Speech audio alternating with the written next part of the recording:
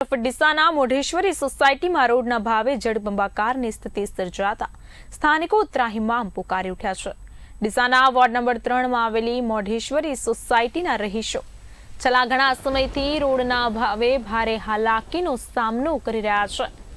ત્યારે ચોમાસાની શરૂઆત થતાં જ આ સમસ્યા વધુ વકરી છે અને વરસાદી પાણીના નિકાલના અભાવે આખી સોસાયટીમાં પાણીનો ભરાવો જોવા મળી રહ્યો છે, જેના કારણે સ્થાનિકોનું જનજીવન અસ્તવ્યસ્ત બની ગયું છે।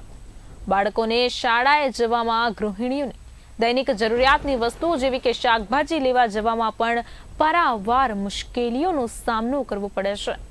ત્યારે આ સમસ્યાના કાયમી નિરાકરણ માટે સોસાયટીના લોકોએ વોર્ડના સભ્યોને ડીસા નગરપાલિકાને અનેકવાર રજૂઆતો કરી છે અને તાત્કાલિક ધોરણે રોડ બનાવવાની અપીલ કરી છે।